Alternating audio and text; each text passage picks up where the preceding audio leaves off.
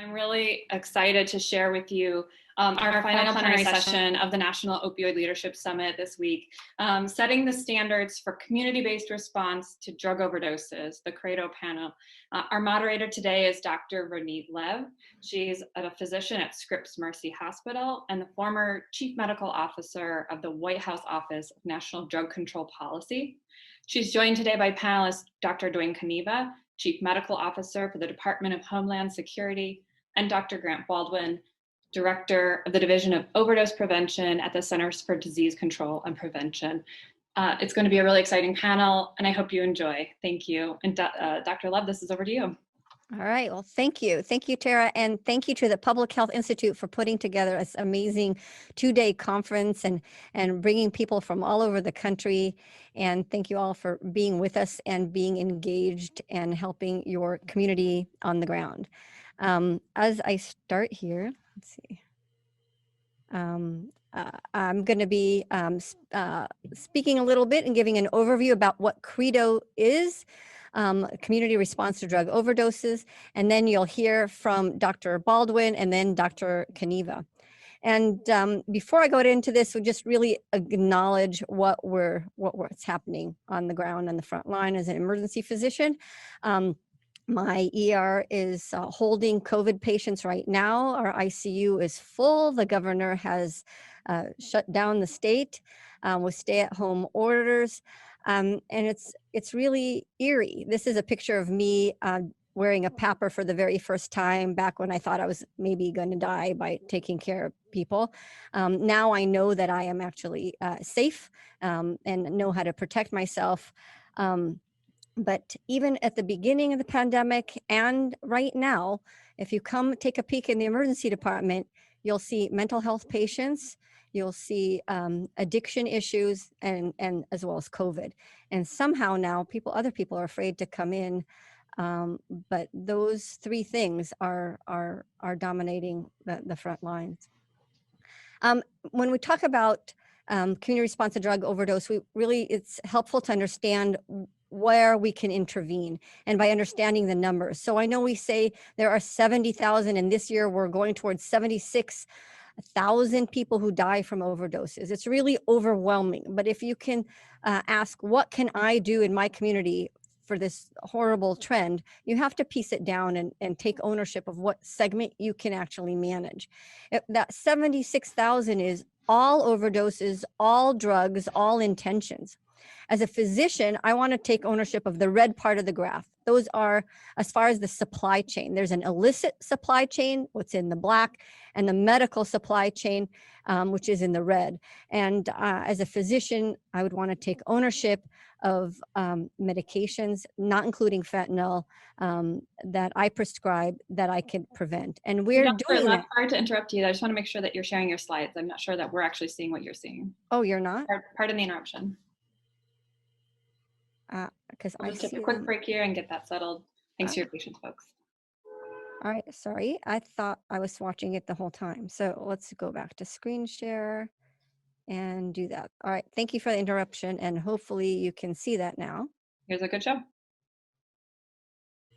All right, and are you seeing it now?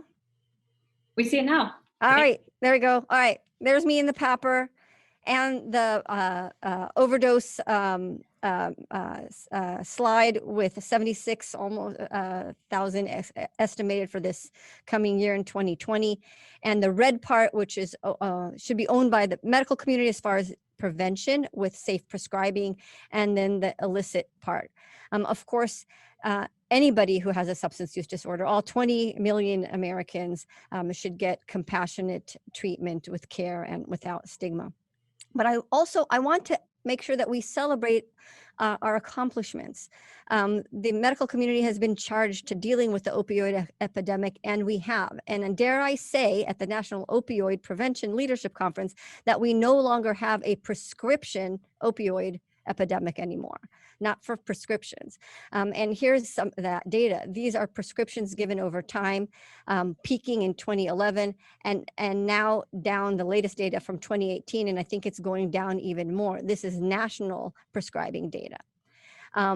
overdoses, if we're looking at, this is PDMP data from the state of California, and you could see as far as morphine mill equivalents for opioids, that number has gone down to a record low, lower than it ever has been in the history of recording this data in the PDMP system. So kudos to the medical community who really have engaged and worked on the issue of prescription opioids. Unfortunately, you close one problem and we open up another one. And we're not done with the opioid epidemic. We still can do better with prescriptions and safe prescribing. But right now, what we're really dealing with is a fentanyl epidemic. And I've intubated more people from fentanyl overdoses than I have from COVID. We've doubled our overdose deaths in San Diego, and the national data is not looking pretty. And it hits home. This is a picture of Eileen. She's an 18-year-old girl. Her dad, Jonathan, is a hero in our community, and she graduated high school. Wasn't sure if she wanted to start college, went out with friends, took an M30 pill and died from a fentanyl overdose. She did not have a substance use disorder. She thought she was partying. She made one mistake and it cost her life. And to that, I want to share a toolkit that we developed to engage the medical community in the fentanyl crisis. If you go to sandiegorxabuse.org and go to that toolkit, every single hospital in America can test now for fentanyl. People don't know quite how to do that, and that's what this toolkit is. Fentanyl is a synthetic opioid that doesn't show up in a regular drug screen, but by buying a reagent and by working with your IT system, you can have the gold standard, which is anytime you order a drug screen, it should also include fentanyl. And you can get more information on that on this website. CREDO, Community Response to Drug Overdose, is talking about projects like that. It's breaking the silos between public health, public safety, and prevention. Each one of us does our job the way we do it, but when we reach to our partners in different disciplines, we do so much better with our community. And let me give you an example. We had two girls who were at a hookah bar and passed out, and they thought they were just drunk and they wouldn't leave the bar. And eventually police were called and revived them with naloxone. They came to the emergency department, spent a couple, over 24 hours in the emergency department. And it turns out that they received a lethal dose of fentanyl in their hookah product. And we could have discharged them home and said that you're all better and been done with it. But reaching out with law enforcement, we're able to educate that bar, get naloxone to that bar, and reaching out with the prevention community, able to go to their college, because that's the population that was at risk and didn't know. And so we went from just treating these two girls to helping an entire community and intervening with the cooperation of public safety, public health, and prevention, the 3 Ps. With that, I just want to put a plug for a podcast that'll be coming out in January called High Truths on Drugs and Addiction, where I'll be interviewing people on and answering audience questions on drugs and addiction. And I think that you will enjoy that. And with that, I want to turn it over to Dr. Baldwin.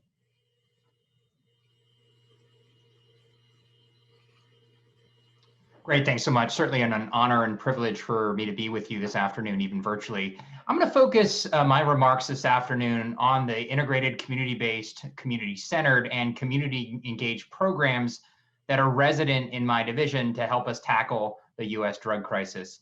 You'll see how a community focus at the state, territorial, tribal, and local level are central to all of our investments and frankly to our success. They are partnerships born of necessity, strengthened by ingenuity, and bearing fruit because of the dedication and hard work of everybody involved. So CDC's Division of Overdose Prevention is entirely focused on the issue to help reduce opioid overdose deaths right now. There's an urgency in the now to address emerging drug trends like cocaine and methamphetamines. and to prevent youth initiation and use. We have 6 key strategies to address these 3 overarching goals. Let me just mention 3 of them: to track trends using data to drive action with populations and in communities most affected, to strengthen state, local, territorial, and tribal capacity to scale up evidence-based prevention programs, and finally, to partner between public health and public safety, as you just heard about, and other community partners to identify threats to help link people to treatment and recovery services. I did want to mention our guiding principles too, because I think they're relevant to today's conversation. Think of them in the context, it's a little bit clunky, of this computer analogy that I came up with. Every investment we make is like a software program that aims to achieve a specific outcome. Our guiding principles are the underlying operating system, like Windows, Android, or the Apple iOS, upon which everything that we do runs. They make what we do possible, and then frankly also govern how we do it. There are 9 principles in total, and they are that a substance use disorder is a chronic relapsing brain disease, not a moral failing. Physiologic changes in the body are driving decision-making and use. That substance use is influenced and reinforced by past and present life circumstances. As a result, prevention, treatment, and recovery activities need to attend to these life course and contextual factors. The data are the bedrock of decision-making and action. That prevention works. Evidence-based programs informed by data and strengthened by partnerships, which you'll hear a lot about in this session, can be tailored and scaled up. That recovery is possible. That public health, public safety, and others can be a bridge and linkage safety net to comprehensive treatment and recovery services. That we need a system of care and supports that protects us at every turn. Overdoses should never happen, in my judgment, if that system is optimized. That we need to end stigma and lift each other up, individuals, families, and communities. That is important to address disparities and social determinants of health that have impacted historically underserved and/or vulnerable populations, such as persons of color, people experiencing homelessness, and rural populations. And finally, that we need to achieve the highest level of health for all. Upon reflection, these same principles really govern the opportunities before us with the Credo approach. So now more than ever, the seamless integration of data informing action is really essential because of the potency and rapidly shifting illicit marketplace that Dr. Lev talked about, and of course the COVID-19 pandemic. This is a map of the 66 funded jurisdictions who are part of the CDC Overdose Data Action Program. 47 states and 16 big cities or counties are funded. It's a $300 million program per year for 3 years. This integrates all of CDC's state-based funding into one announcement and is about using more timely, comprehensive, localized, and actionable data to catalyze our prevention and response activities. OD2A encompasses a breadth and depth of prevention programs, PDMPs, state and local integration, linkage to care, provider and health system supports, public health partnerships, and many others. Overall, states will receive anywhere between $2.3 and $7.5 million in funds, with a tremendous amount of flexibility to tailor what they do and to test out new evidence-informed interventions. We just entered year 2 of the program. OD2A will run through August of 2022. This is really the first time that CDC funding is also going directly to the hardest hit cities, counties, and communities. So in addition to those 16 local jurisdictions I mentioned a couple of minutes ago, like the New Yorks, Baltimores, Chicagos, Houstons, and Phoenixes of the world, a minimum of 20% of state-based prevention fundings will be used in targeted mini grants or subawards to the cities and counties hardest hit. And again, that's just the floor. States can distribute more funds to cities and counties. As I mentioned, one of the ways that CDC is broadening our work is by strengthening our partnerships between public health and public safety. One signature program involves CDC's collaboration with the high-intensity drug trafficking areas, or HIDAs, in 30 states around the Overdose Response Strategy, or ORS. The goals of the ORS are to coordinate data sharing between public health and law enforcement, to develop and support the implementation of evidence-based programs, to strengthen engagement of local communities, and to promote inclusion of those most impacted by the crisis when designing and planning ORS activities. We support a public health analyst and a drug intelligence officer in each HIDA in the light blue states that you see on the slide. And given the inventiveness and the success of the program, we plan to expand the program in coming years. Here's another great example of how CDC and our public safety partners are spurring innovation in communities. We are co-sponsoring an initiative. It's a little bit of a clunky acronym.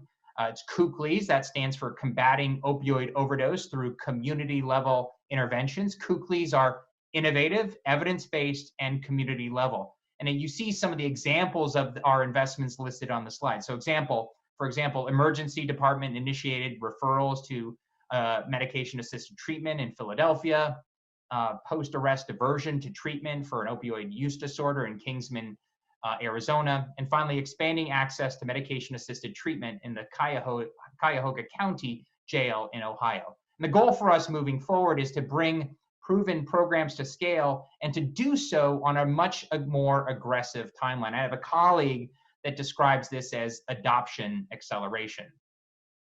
The Opioid Rapid Response Program was designed to prevent unintended negative impacts on patient populations as a result of legal actions taken by federal authorities against prescribers of opioids or medications to treat opioid use disorder. And as the name implies, the goal is really to move quickly. So the ORRP has 4 main components. First, to establish trusted contacts in all 50 states and DC with whom information about impending actions can be shared without compromising operational security, to provide technical support for state and local preparedness efforts to help jurisdictions plan for and exercise response protocols.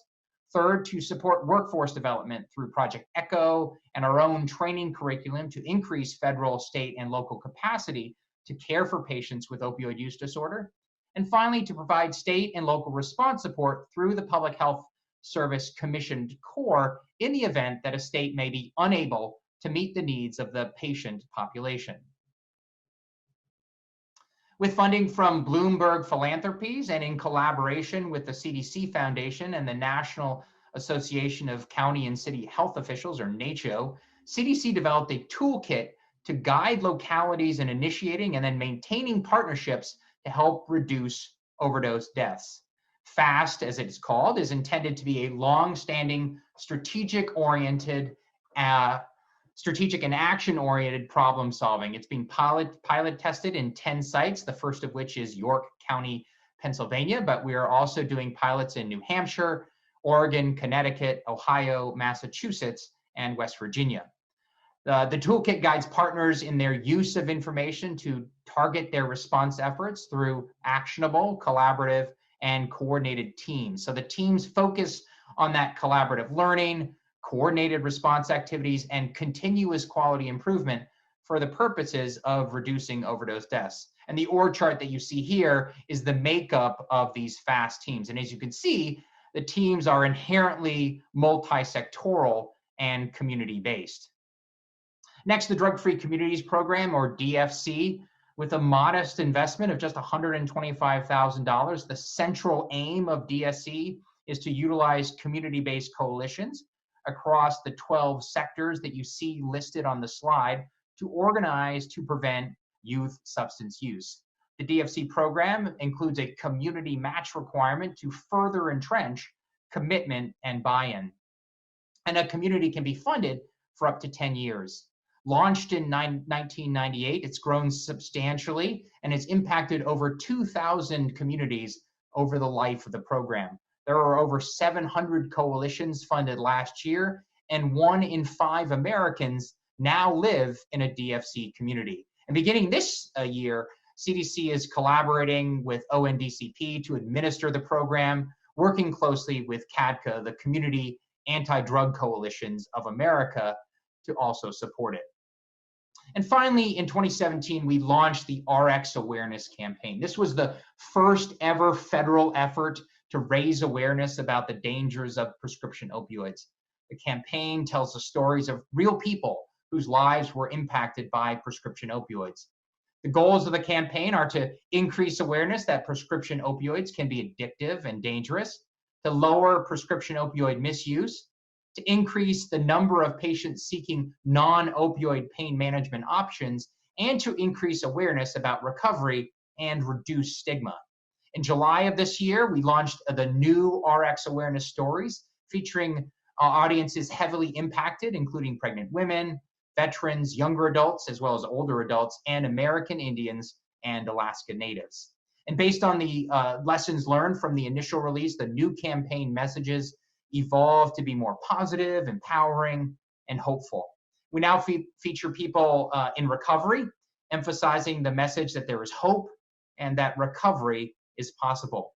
These new stories will run in advertisements in select states across the country, and right now we're in West Virginia, Utah, New Mexico, and Alaska. And let me close with this. A few months ago, a colleague turned me on to a personal development book, The Alchemist, that I suspect some of you have read. The book is a fable, and a key tenet in it is that we all have a personal legend, and it's filled with life lessons to posture and orient ourselves to success. And as I was thinking about the message that I wanted to leave you with, I was reminded of a couple of crucial insights from the text that, in my judgment, are just as relevant to how we would be implementing Credo as they are to living our lives. Namely, that we need to be unrealistic and not be overwhelmed or downtrodden by the challenges before us. As the image on the slide suggests, the mountain is high and the journey is daunting. We must act decisively, now, in the present moment, and focus on what we would like to see happen. Today is not tomorrow, and through our perseverance and resolve, the tomorrow we envision will soon be today. And the drug crisis, at least in its current scale, will have subsided. So in large measure, that will be thanks to you being unrealistic. Thanks so much for your time. Thank you so much, Dr. Baldwin. And now Dr. Kaniva is going to get his slides up. As he's getting his slides up, one of the questions for you, Grant, was why are some of the states represented and some aren't in those in the map that you showed? Yeah, so we did our level best to encourage all states to apply for those funding. 3 states, for different reasons, chose not to apply. And so we are looking for alternate ways to make sure that every state and every community that is in desire of resources can have every ability to compete for them. So the reason is that several states selected not to compete for the dollars. Great. Dr. Kaniva. Thanks, Renee. I'm going to talk real briefly about our Credo project through the Department of Homeland Security and hopefully identify how we look to build that bridge between public safety law enforcement with the public healthcare, and really establish the and help identify the public safety security aspects of the community. I'm going to tell a story. This was told to me by one of my colleagues at the department, Mark Sutter, who was the emergency physician on duty at the medical center in Sacramento, was also the medical toxicology consultant for the hospital and the regional poison control medical director when once upon a time an overdose occurred in the field. It was a 24-year-old man who called 911 after taking 1 Norco tablet, felt really high, felt unusual, like he was going to die, different than what he had experienced in the past. Explained this to the EMTs, the paramedics, when they arrived, and then passed out, was given Narcan, and they started CPR in the field. He's brought to the hospital where he continued to have excellent care, placed on a heart-lung bypass, very sick beyond what would have been expected with 1 Narco tab on the street. And so a more comprehensive tox screen was ordered and done. And then over the next several hours, more patients came in with similar presentations. By 2 p.m., the hospital was out of Narcan, basically, and borrowing from other hospitals within the city and within the region. By 5 p.m., they got the first patients drug screen back, and it was positive for fentanyl and metabolites, and then more patients kept arriving. On day 2, the hospital got filled with patients. You can see the catchment area on the map there. The northern third of California plus parts of Nevada that were the catchment area for this referral hospital all backed up because of the use of the critical care beds, and the entire system was then significantly impacted over the next several days. They called the community leadership meeting and discussed what was going on, trying to figure out what actions to take. On day 3, patients kept coming. The triage volume was significantly up over the next 5 days. They were bringing in Narcan from around the region, from across the country, and patients backed up to the point where operating rooms essentially had to shut down because they ran out of post-recovery beds that were filled with fentanyl patients. Here's a picture. You can see the various concentrations. There was just no quality control in the pills that were on the street. And you can see the picture on the right-hand side there. You see the top one, the bottom one is kind of crisp, right? And if you look real closely, the top one has a little dot on the left-hand side. That top one that's a little more worn out is the actual genuine tablet. The bottom one is the counterfeit that was being pushed on the street. Looks more crisp, less damaged, because it just goes through a pill press, doesn't go through all the other handling, quality control, and packaging and whatnot before it makes it to the street. And you can see the concentrations, the serum concentrations that they found in the cases. Many of them well above established reported fatal concentrations in the cases that they saw. And so the take-home points: one pill can kill, and as Ranit spoke to, we just have these repetitive stories of tragedies occurring with one-time use, experimental use, young kids at parties who have never done drug abuse before, the first time, and they get a fatal pill. With this cluster, there were 12 confirmed deaths in Sacramento County, 20 suspected deaths. This was several years ago, before we had ready fentanyl testing with the medical examiners, and they estimate regional numbers, 50 deaths confirmed within the region. The outbreak overwhelmed the resources of the city and the region. Antidote supplies were inadequate and not timely available. The referral hospital had to stop accepting transfers from that large region of California, and law enforcement was unaware of the incident, unaware that the healthcare system was under duress during the 4 or 5 days that this cluster presented through the system, when they had, in fact, large public gatherings. And so the lessons learned, these clusters of bad batches of novel fentanyl analogs or combinations of drugs can destabilize the healthcare system regionally. Sacramento was extremely vulnerable for about 5 days while this was going on, and had 2 large public gatherings that, not that they would have shut those down, but they would have at least considered other measures to potentially put in place from a security standpoint. At the time, there's no standard methodology for activating disaster emergency response for overdoses. And this was at the time kind of new to public health, not a contagious disease, not an infectious process, but overdose, spike, or cluster. Now we're much more effective at responding to these. And then, there were significant communication gaps between public health, healthcare, law enforcement, communities that could have potentially saved lives. So Mark told me this story. This was in 2018 when I started my my new role as the chief medical officer of the department. I said, not on my watch. This is not going to happen again. And so we started our Credo project, and basically what we sought to do was to integrate the medical, law enforcement, drug prevention efforts. We see ourselves as the bridge builder between public safety law enforcement and public healthcare systems. We see that as our wheelhouse. We have about 60,000 law enforcement officers. We have 3,500 EMTs within the department, and we are strong advocates for our first responder communities nationwide because of our own frontline workforce.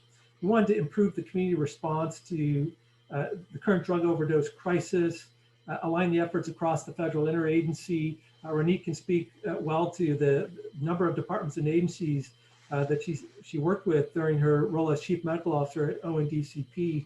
A lot of cylinders of excellence, a lot of stovepiping that just occurs naturally within the federal family.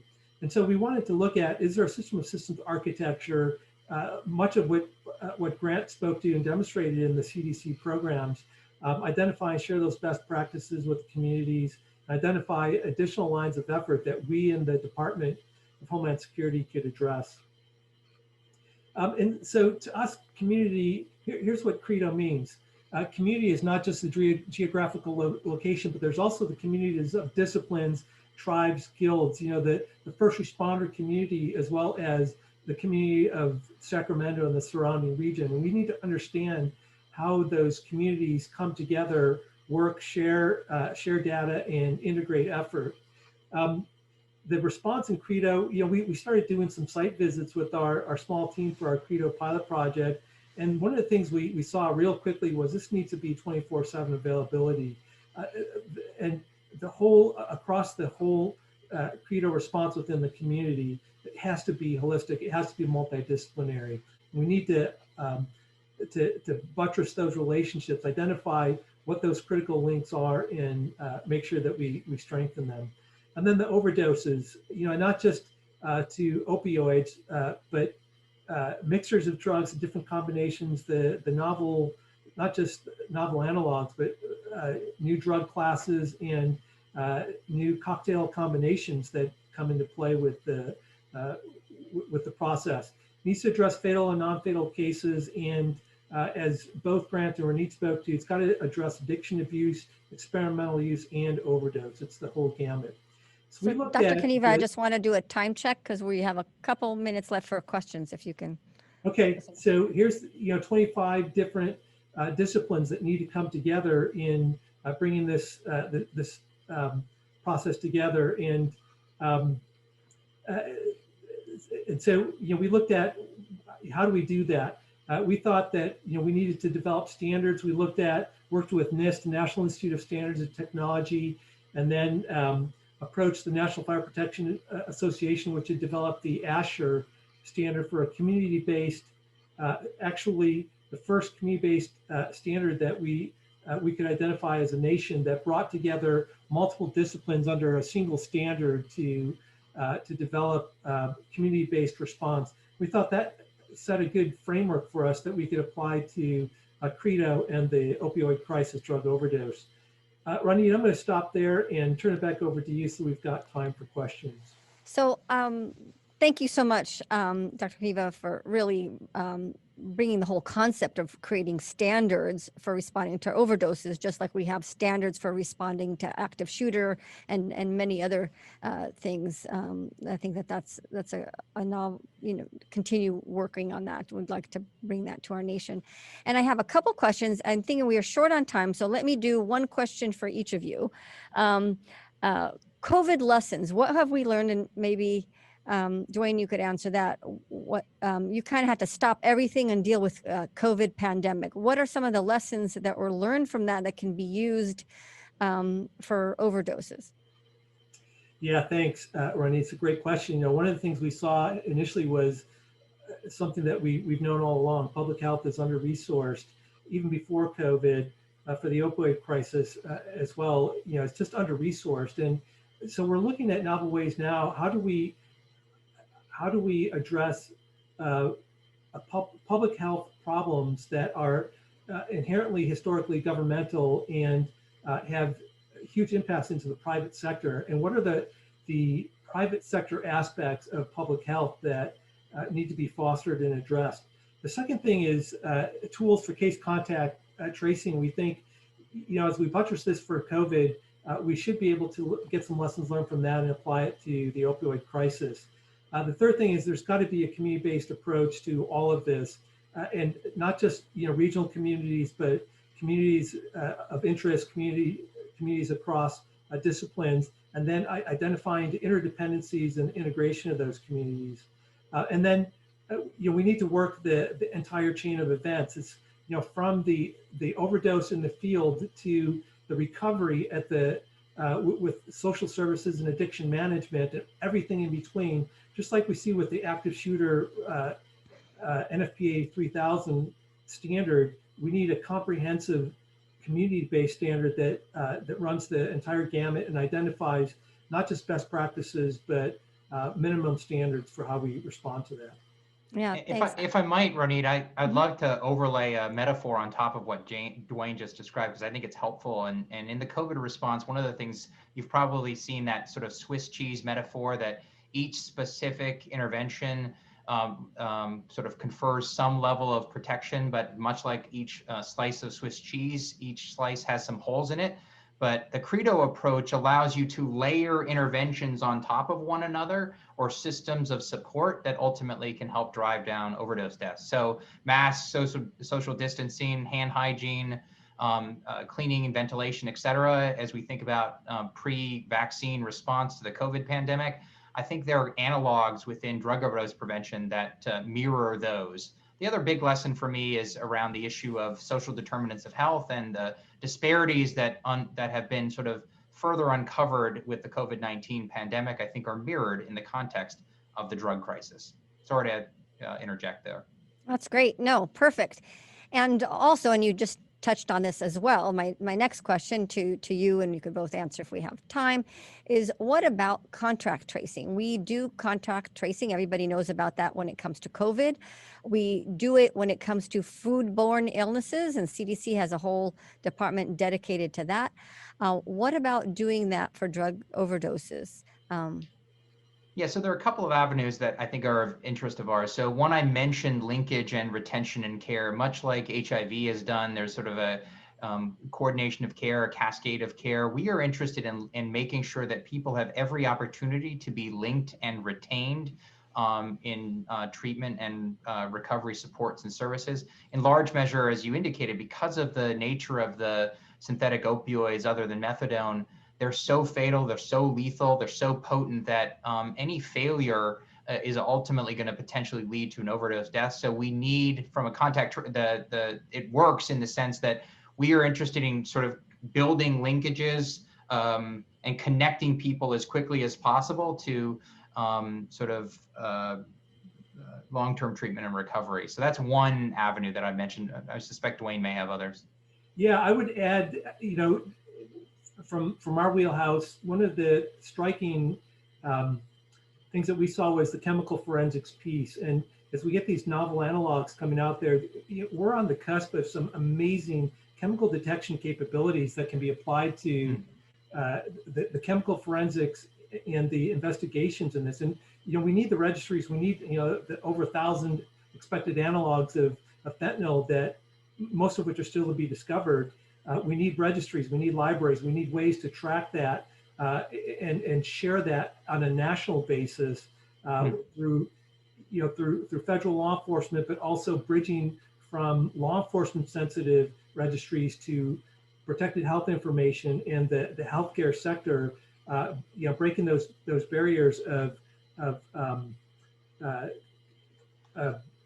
protecting the information for various reasons that hinders our ability to share it. Yeah, it's interesting you should mention that, because I think one of the things you hinted at, which really resonates with me, is this notion of needing real-time data.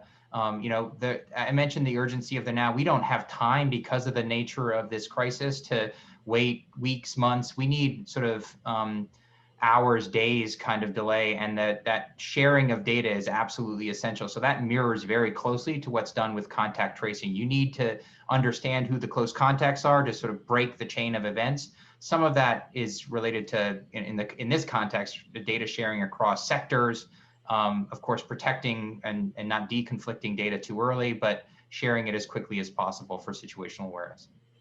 That's great. I love this conversation and where this is heading really for our nation, and having CDC and Department of Homeland Security is also a great combination and cooperation to help from top down.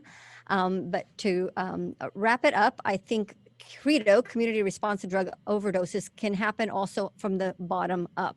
And I think every community in America, you have the silos, the public health, public safety, and prevention. And if you could get them at the table today, you'll see much better results than if everybody is working separately. So as you've seen from this panel, we have a government down approach, but you too in your communities are able to take action and help. And I really want to thank the Public Health Institute for putting together this panel, this 2-day conference. And thank you all for what you do every day to save lives and make your communities better.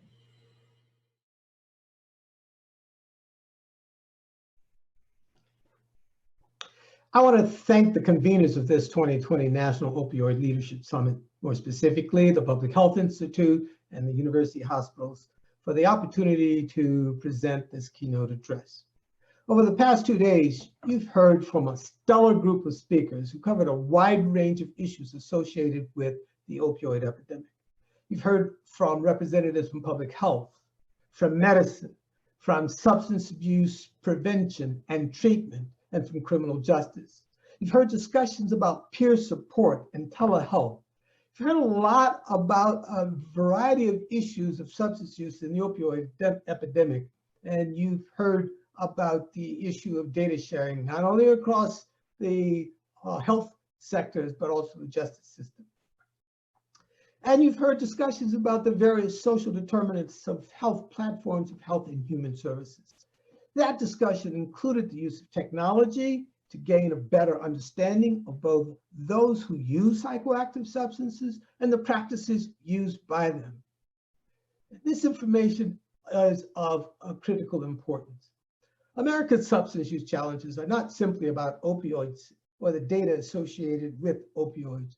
It is about responsible data sharing and sharing so that people can have a better understanding of what is going on in the community about substance use. We also heard discussions about pain. That's a critical element of this whole issue, and not simply opioid use disorders or overdose prevention.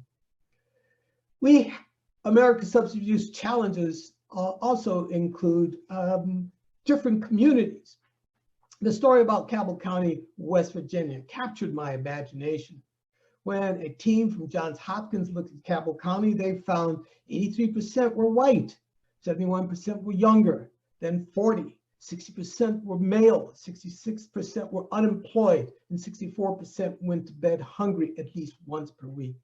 Now, this characterizations point to not only the fact that we are dealing with younger people, we are dealing with males, but we're dealing with the issue of unemployment, we're dealing with the issues of hunger, and we were probably dealing with the issue of homelessness. But Johns Hopkins team found 82% injected heroin, 71% injected crystal methamphetamine, and 56% injected fentanyl. In other words, the CDC's third wave of the opioid epidemic had hit Cabell County, and prescription opioids have been edged out by heroin, fentanyl, and methamphetamine. They use a team approach to gather this information, and a team approach is necessary to deal with this issue. So while technology, registries, and information sharing are an important part of addressing substance use in the community, it is the community that matters. In Cabell County, West Virginia, the majority of the individuals were white, a minority of individuals were communities of color, but the key issue is we have to deal with the whole community. NISDA data reminds us that the source of where pain relievers are received, 51% comes from friends and relatives for free. Data from the National Survey on Drug Use and Health reminds us that many of those people classified as needing treatment did not receive treatment at a specialty facility, but 96.9% didn't perceive a need for treatment. This gets us to the issue of the importance of activating broad community engagement in order to impact substance use disorders. Prevention and treatment, recovery and rehabilitation don't simply rest with individuals. They rest with the community out of which the individual arises and in which the individual uses substances where they reside. And what we've learned from the COVID-19 pandemic is that the commitment of the community is essential to both public health and community adherence to public health initiatives and the legal conventions necessary to protect the community. The community at large is both a facilitator or a deterrent of substance use. The vectors of value in a community are essential stakeholders in our effort to promote public health and public safety.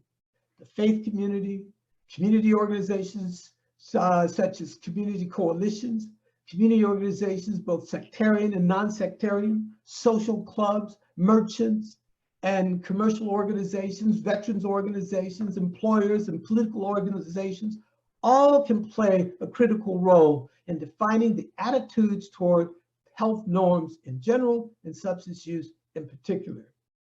And again, want to stress community anti-drug coalitions. People live in communities where housing, crime, schools, social and environmental amenities all play into the livability of the community and the role of substance use and substance use policy.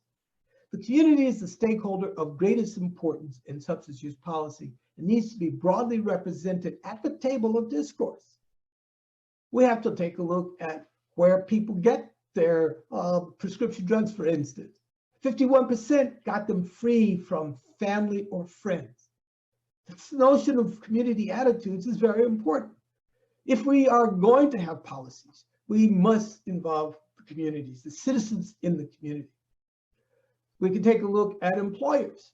For instance, in the Huntington area of West Virginia, 3 of the largest employers in the community are St. Mary's Medical Center, Cabell Huntington Hospital, and the VA Medical Center.